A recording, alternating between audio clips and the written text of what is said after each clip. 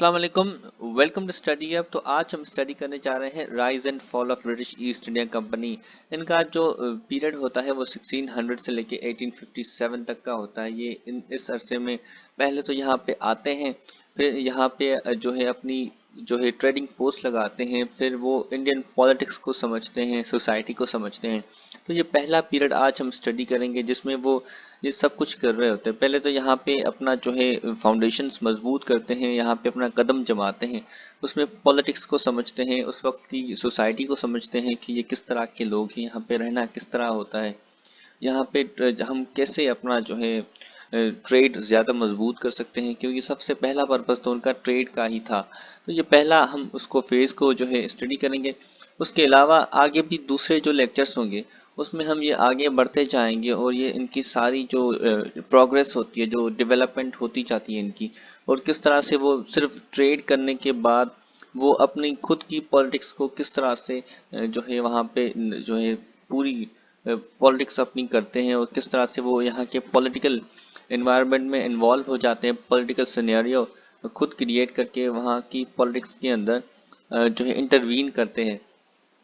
तो उसी उनको मैंने फेजेस में पहले तो डिवाइड किया हुआ है। जो जो टर्निंग पॉइंट्स थी उनको जो है फेजेस में हम स्टडी करेंगे। सबसे पहला फेज आज करेंगे, उसके बाद 1707 से लेके 1757 ये होगा decline of Mughal rule and rise of EIC. तो कुछ इंपॉर्टेंट बैटल्स हैं जो कि बिल्कुल ही इम्पोर्टेंट है, यहाँ से उनको बहुत ही ज़्यादा पावर मिलती है।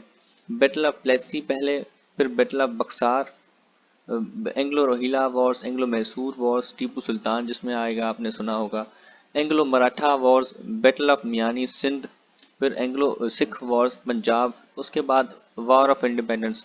अब इसी जो ये फेजेस होंगे इन्हीं के दौरान जो मुख्तलिफ जो इनके वाक़यात हैं, जैसे कि नादिर शाह का आना, अहमद शाह अब्दाली की जंग, उसके बाद जो है जिस तरह से हम रिलेट करेंगे इन सारी चीज़ों को एक दूसरे के साथ, वो भी सारा कुछ इसी में होगा।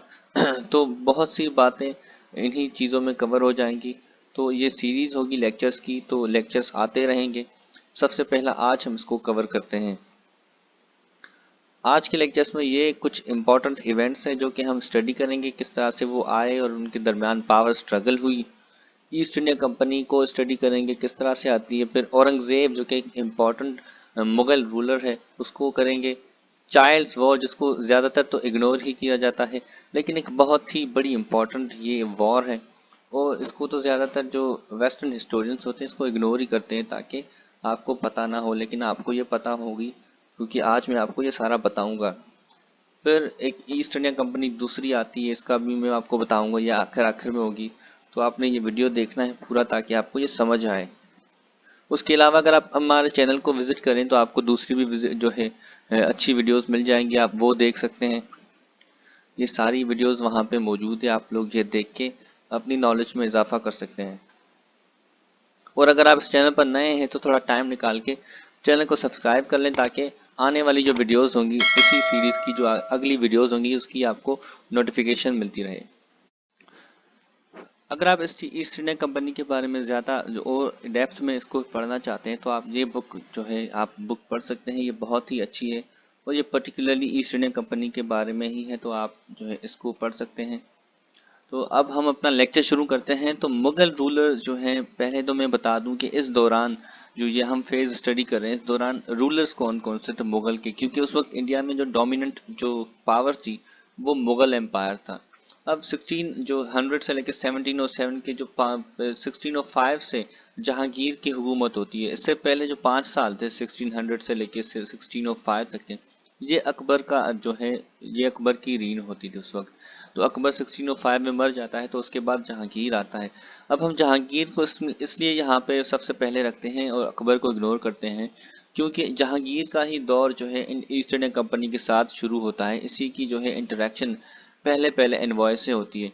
अब ये भी माना जाता है कि अकबर को ईस्ट जो है एलिजाबेथ क्वीन जो उस वक्त इंग्लैंड की थी उन्होंने कोई इन्वॉय भेजा था, और इवन उसकी जो एक जो ग्रेव है, कब्र है, वो भी इंडिया में मौजूद है, लेकिन क्योंकि उसके बाद कोई ऐसी खास प्रोग्रेस नहीं हुई तो उसको इग्नोर ही करते हैं। और जहांगीर का जो दौर है वो हिस्टोरियन ज़्यादा प्रेफर करते हैं ईस्ट इंडिया कंपनी से। तो उसके बाद शाहजहां का दौर आता है।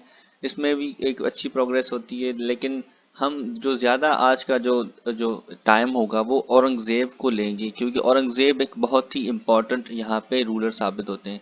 تو اس اورنگزیب کے بارے میں ہم آگے پڑھیں گے کہ کیا ان کا امپورٹنٹ رول تھا. تو سب سے پہلے تو میں آپ کو بتا دوں کہ کون کون سی کمپنیز یورپینس کیسے آئے. سب سے پہلے پورٹگیز آتے ہیں. پورٹگیز 1498 میں آتے ہیں. ان کی جو پہلی ٹریڈنگ پوسٹ ہوتی ہے وہ کلیکٹ میں ہوتی ہے. اس کے بعد اسپینش آتے ہیں 1595 میں پولی پٹ پہ. پھر 1608 میں جو ہے 1608 میں 24 اگست میں برٹش آ کے سورت میں لینڈ کرتے ہیں. تو یہ ڈیٹ آپ نے یاد رکھنی ہے. کیا پتا آپ سے کوئی ایگزام پرپس میں یہ ڈیٹ پوچھی جائے تو آپ نے یہ ڈیٹ یاد کرنی ہے. اچھا، اس میں 24 اور 28 کی بھی جو ہے ڈیبیٹ چلتی ہے. پھر ڈینش آتے ہیں 1616 میں، فرینکو بار میں 1616. سب سے آخر میں فرینچ آتے ہیں 1664 میں. یہ اچھا ایک میپ بھی مجھے مل گیا تھا انٹرنیٹ پہ، تو یہ یہاں پہ آپ کو اچھے سے سمجھ آئے گا. سب سے پہلے یہ یہاں پہ پورٹگیز آتے ہیں. اچھا، پورٹگیز سے آپ کو ایک نام میں بتا دوں. آپ نے نام سنا ہوگا واسکو ڈی گاما. تو واسکو ڈی گاما سب سے پہلے یورپین تھا جو کہ یہاں پہ پہلے اترا تھا. تو وہ 1498 میں پہلا یورپین تھا جو کہ آیا تھا. اسی کے آنے کا ایئر ہوتا ہے پورٹگیز کے آنے کا ایئر. اس کے بعد آپ نے یہ جو ہے اسپینش کو دیکھا 1595 میں، وہ یہاں پہ آتے ہیں. پھر ٹرینکو بار میں ڈینش آتے ہیں، اور یہاں پہ سورت میں جو ہے 1608 میں آ جاتے ہیں ایسٹ انڈیا کمپنی والے. پھر 1664 میں سب سے آخر میں فرینچ آتے ہیں. اب یہاں پہ ایک انٹرسٹنگ میں سٹوری آپ کو بتا دوں تھوڑا، کہ آپ نے یہ نوٹس کیا ہوگا کہ یہ سارے 1400 کے بعد سے لگاتار آتے جا رہے ہیں. اس سے پہلے یہ کیوں نہیں آتے تھے؟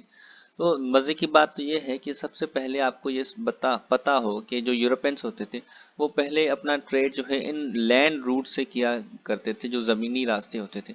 یہ جو سمندری راستہ ہے، یہ جو سی روٹ ہے، یہ پہلے ڈسکوری نہیں ہوا تھا. یہ ان کو پتا ہی نہیں تھا کہ انڈیا کی طرف ایک سی روٹ بھی جاتا ہے. انہیں صرف پتا تھا کہ یہی راستے ہیں جو کہ انڈیا کو جاتے ہیں. تو انڈیا سے اگر کسی کو تجارت کرنی ہے تو وہ یہاں سے جائے. اب یہاں پہ آ گئے تھے اوٹمن امپائر. یہاں پہ ایک اوٹمن امپائر جو ہے سلطنت عثمانیہ اسٹیبلش ہو گئی تھی. انہوں نے 15 جو ہے مڈل آف دا 16 سینچری میں جو ہے کانسٹنٹائنوپل، جو کہ آج استنبول کہلایا جاتا ہے، وہ اس کو یہاں پہ وہ شہر ہے، اس کو بھی انہوں نے کانکر کر دیا. تو یہاں سے ان کے زمینی راستے بند ہو گئے. تو جو یورپینس تھے انہوں نے لگاتار جو ہے اپنے نیویگیٹرز، اپنی شپس، اپنے جو ایکسپلوررز تھے ان کو بھیجنا شروع کر دیا کہ جاؤ اور دنیا سے سمندری راستے ڈھونڈو جو کہ ہمیں انڈیا اور چائنا لے جائیں تاکہ ہم اپنا ٹریڈ کریں. تو اسی دوران آپ نے سنا ہوگا کہ 1492 میں کولمبس جو ہے وہ امریکہ ڈسکور کر لیتا ہے. اور اسی دوران یہ جو یورپینس ہوتے ہیں، یہ ٹپ کیپ آف گڈ ہوپ، یہ اسی دوران وہ ڈسکور کرتے ہیں. ورنہ اس سے پہلے ان کو بس اتنا ہی پتا تھا کہ یہی افریقہ ہے، یہ نارتھ افریقہ اور ایسٹ افریقہ. انہیں یہ نہیں پتا تھا کہ یہ پورا افریقہ یہاں پہ ہے اور یہاں سے ایک روٹ جاتا ہے. تو یہ انہی دنوں میں ڈسکور ہوا تھا. اچھا، کولمبس کے بارے میں ایک انٹرسٹنگ فیکٹ ہے کہ کولمبس مرتے جو ہے مر بھی گیا، لیکن اسے یہ نہیں پتا تھا کہ وہ اس نے کوئی نیا جو ہے کانٹیننٹ ڈسکور کر لیا ہے. اس کو ہمیشہ یہی لگا کہ وہ انڈیا پہنچ گیا ہے، کیونکہ جو وہ ڈھونڈنے گیا تھا وہ انڈیا ڈھونڈنے گیا تھا. اس کو لگتا تھا کہ جو دنیا ہے وہ گول ہے، اگر وہ یہاں سے اس طرف سے جائے گا تو وہ اس طرف سے نکلے گا. وہ یہاں سے جاتے جاتے ایک نئے کانٹیننٹ میں پہنچ جاتا ہے، اسے پتہ ہی نہیں ہوتا کہ وہ وہاں ہے. تو جب وہ وہاں پہ پہنچتا ہے تو اسے لگتا ہے کہ وہ انڈیا میں آ گیا. اسی وجہ سے وہ انہیں انڈینس کہنے لگا. تو آپ نے وہاں کے نیٹیوز کو بھی سنا ہوگا کہ وہ انڈینس ہوتے ہیں، ریڈ انڈینس، ویسٹ انڈینس. تو یہ نام اسی طرح سے پڑا کہ ان کو لگا کہ وہ انڈیا پہنچ چکے ہیں. خیر، تو یہاں سے پورٹگیز والے آتے تھے، یہاں سے یورپین کمپنیز آتی تھی اور انڈیا میں اترتی تھی.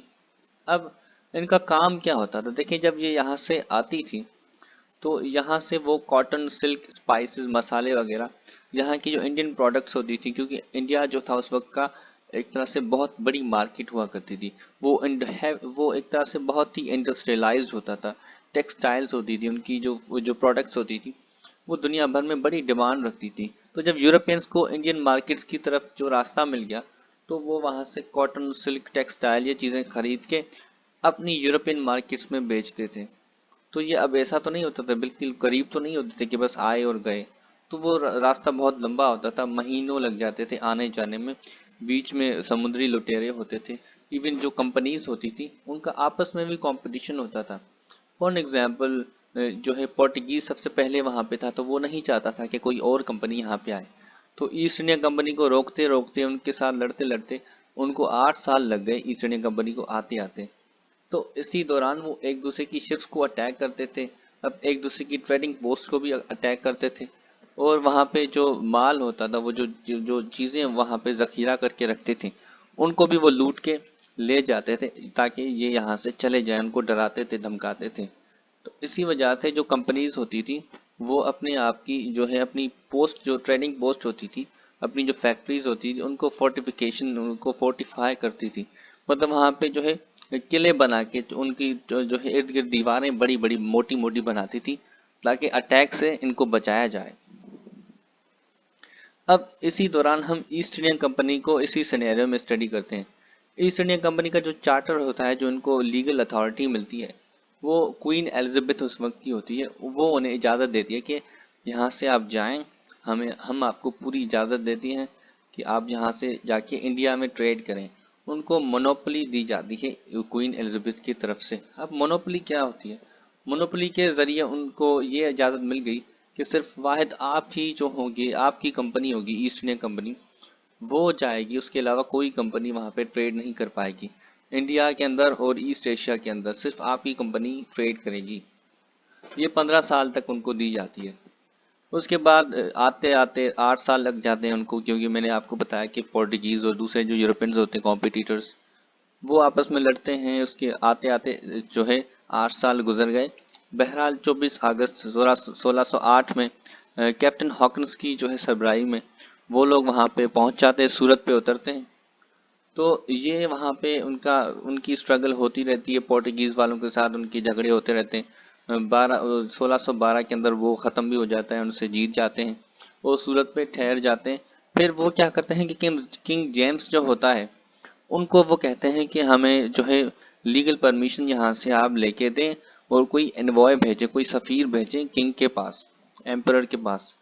تو کنگ جیمز تھامس رائے کو بھیجتے ہیں. اب تھامس رائے، آپ نے جو سب سے پہلے جو پکچر تھی میں آپ کو دکھا دوں، اگر آپ نے نوٹس نہیں کی تو میں آپ کو دکھا دوں. یہ جو پینٹنگ ہے یہ ہے تھامس رائے، اور اس کے ساتھ جو سامنے کنگ بیٹھا ہوا ہے یہ ہے جہانگیر. یہ تھامس رائے یہاں پہ جو ہے جہانگیر سے اجازت لینے آئے تھے کہ ہمیں یہاں پہ کمپنی اسٹیبلش کرنے دیں تاکہ ہم یہاں پہ کاروبار کریں. تو بہرحال تھامس رائے کو اجازت مل جاتی ہے، اور وہ وہاں پہ اپنی جو ہے فیکٹریز لگاتے ہیں، اور وہاں پہ ایک پورا جو ہے اپنی سیٹلمنٹ رکھتے ہیں، اپنے لوگ وہاں پہ فیملیز لے آتے ہیں اور وہاں پہ سیٹل ہو جاتے ہیں، وہیں سے کاروبار کرتے ہیں. تو ان کی سب سے پہلی جو ٹریڈنگ پوسٹ تھی وہ سورت میں تھی. اب سورت، یہ آپ دیکھ لیں نقشے میں، سورت ابھی بھی انڈیا میں یہ ڈسٹرکٹ ہے سورت. اور اگر آپ اس کو اچھے سے دیکھیں تو یہ انڈیا کا میپ ہے، اور یہاں پہ یہ گجرات والا جو پارٹ ہے یہاں پہ یہ ہے سورت ڈسٹرکٹ. تو یہ سارا سورت ہے. پہلی پہلی جو ان کی جو ہے پوسٹ ہوتی ہے وہ یہاں پہ ہوتی ہے.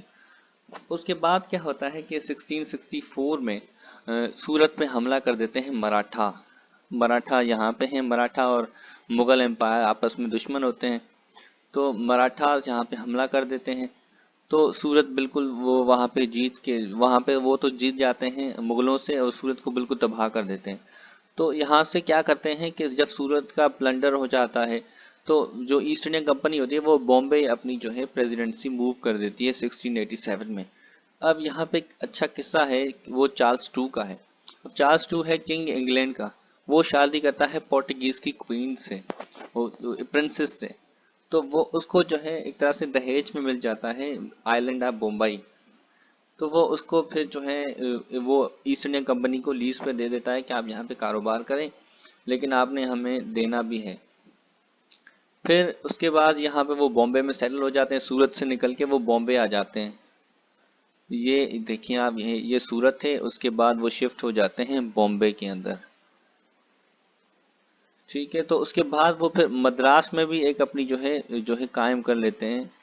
ایک وہاں پہ اپنی سیٹلمنٹ لگاتے ہیں. وہ ایک پہلے چھوٹا سا گاؤں ہوتا تھا لیکن وہ اس کو پھر وہ اسٹیبلش کر لیتے ہیں اچھی طرح سے، وہاں پہ ایک پورا ٹاؤن ہو جاتا ہے۔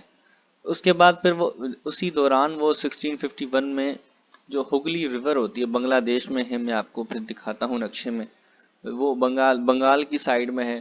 تو ہگلی ریور میں پہلے پورٹوگیز ہوتے تھے، لیکن ان کو پھر جو جہاں شاہ جہان ہوتا ہے وہ ان کو ایکسپیل کر دیتا ہے، کیونکہ ان کے کارنامے کچھ جو ہے اچھے نہیں ہوتے۔ لیکن پھر وہاں پہ جو ہے انگلش آ جاتے ہیں اور وہاں پہ وہ کاروبار کرتے ہیں، ان کا اچھا کاروبار ہوتا ہے۔ پھر چارلس ٹو انہیں جو ہے پرمیشن دیتا ہے 1617 کے اندر کہ آپ کو اب یہ اختیار ہے کہ آپ کسی بھی جو ہے وہاں کے جو بادشاہ ہیں، رولر ہیں، اس کے ساتھ جنگ کریں یا امن رکھیں، آپ اپنی فوج قائم کریں، یہ آپ کے اوپر ہے، کیونکہ آپ کا کمپٹیشن ہے، آپ اب جو ہے اچھے وہاں پہ کمپٹیٹر بن گئے ہیں۔ اسی دوران کلکتہ جو ہے وہ بھی فارم ہو جاتا ہے، کیونکہ ہگلی ریور میں ایک طرح سے کچھ ہو جاتا ہے جس کی وجہ سے وہ نے، ہاں یہ قصہ میں آپ کو سناؤں گا کہ کلکتہ کی کیا تاریخ ہے، یا آگے ہم پڑھیں گے۔ اب ہم دیکھتے ہیں اورنگزیب کو۔ اب دیکھیں اورنگزیب کا دور شروع ہوتا ہے 1658 میں اور 1707 کے تک، وہ 1707 میں وہ مر جاتا ہے۔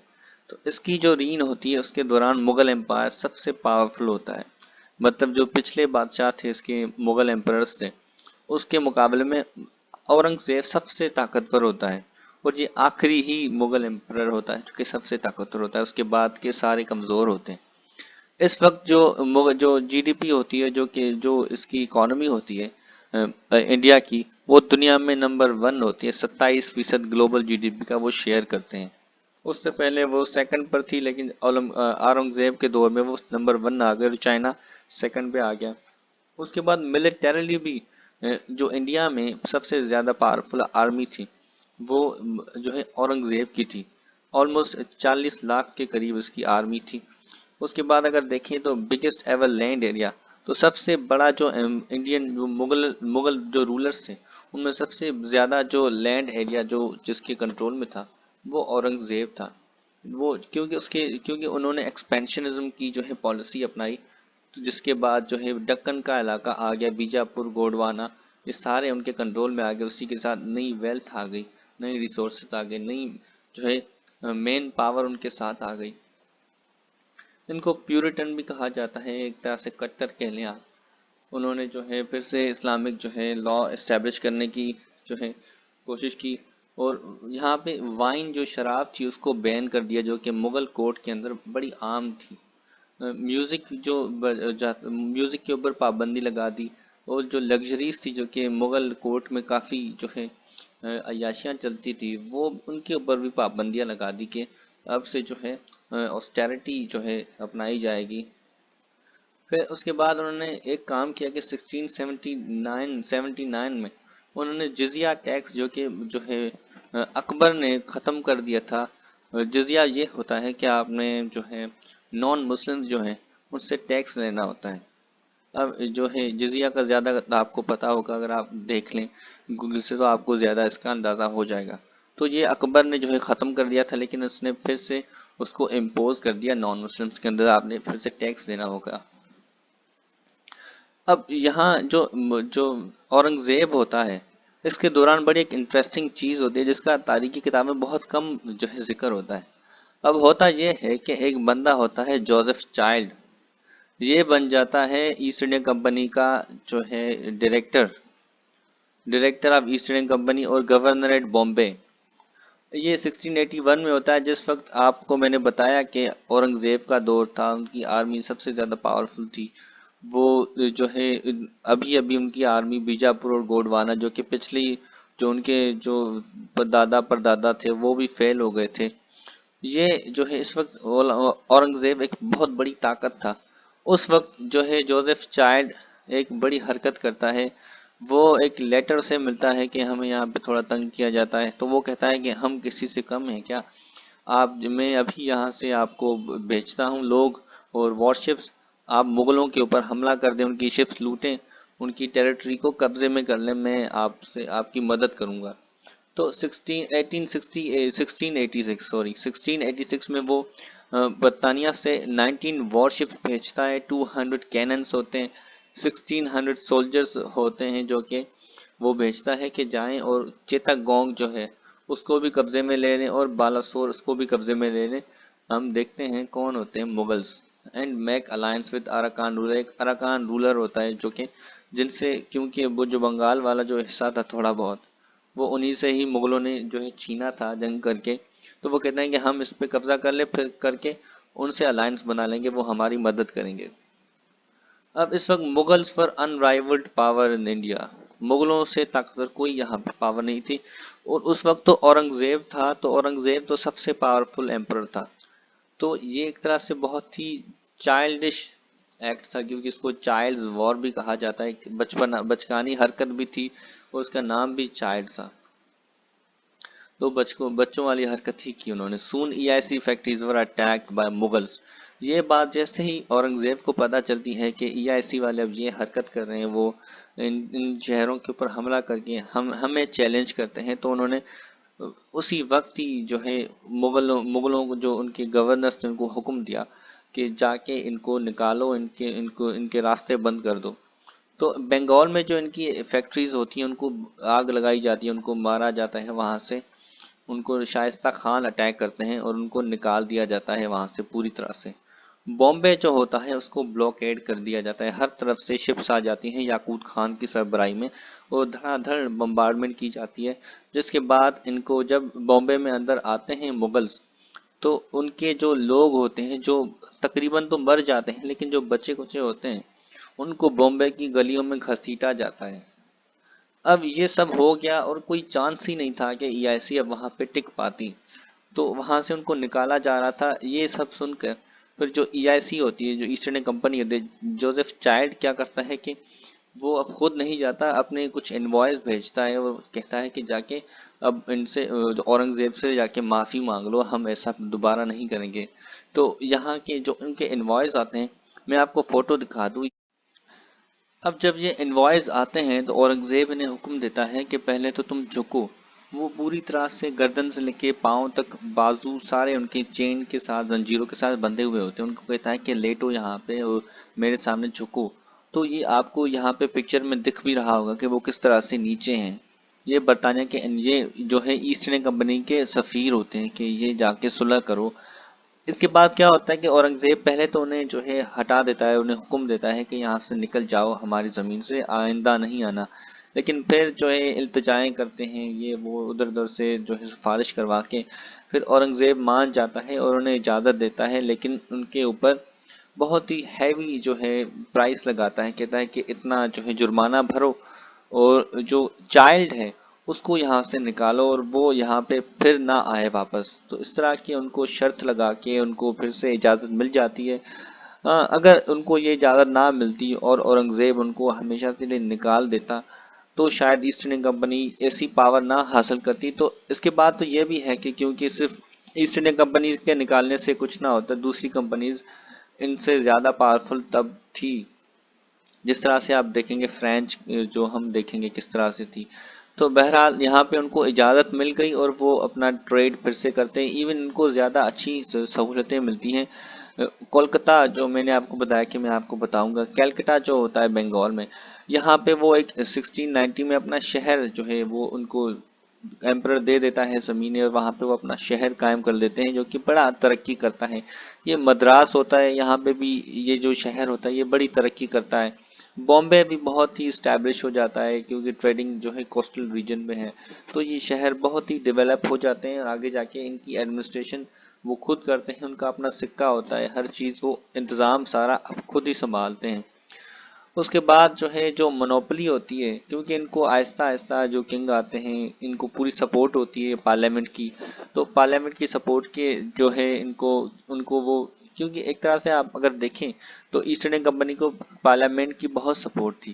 ایون جو پارلیمنٹری جو ممبرس ہوتے تھے ان کے یہاں پہ شیئرس ہوتے تھے. ایسٹ انڈین کمپنی کیونکہ ایک گروپ تھا, بہت سے جو اسٹاکس کے جو ہے ہولڈرس تھے, تو یہاں پہ جو پارلیمنٹ کے جو ممبرس ہوتے تھے ان کی بھی یہاں پہ ایک طرح سے انٹرسٹ ہوتے تھے کہ ان کے بھی پیسے لگے ہوئے ہوتے تھے. تو ایسٹ انڈیا کمپنی کو جو نقصان ہوگا اس کا نقصان وہ وہاں پہ ان کو بھی ہوگا, تو وہ ان کو سپورٹ دیتے تھے پوری. تو یہاں پہ جو منوپلی جو ہوتی ہے وہ ختم ہو جاتی ہے.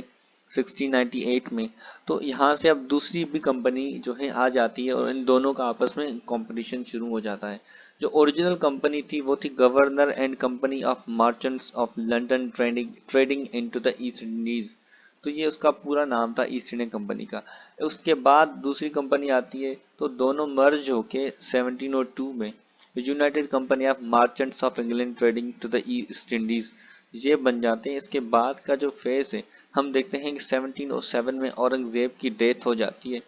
तो इस तरह से ये सारा जो फेज है बम्बई का ईस्ट इंडिया कंपनी का यहाँ पे एंड होता है। अगर इसको समराइज करें तो 1600 में इनको चार्टर मिलता है, 1608 में ये पहुंचते हैं और पहुंचते ही वो सूरत में आते हैं। सूरत में वो फिर मद्रास में अपनी इस्टेब्लिशमेंट करते हैं 1639 में। फिर वो सूरत से शिफ्ट होके यहाँ पे क्योंकि झगड़ा होता है तो यहाँ पे मुंबई में आ जाते हैं, बॉम्बे में आ जाते हैं।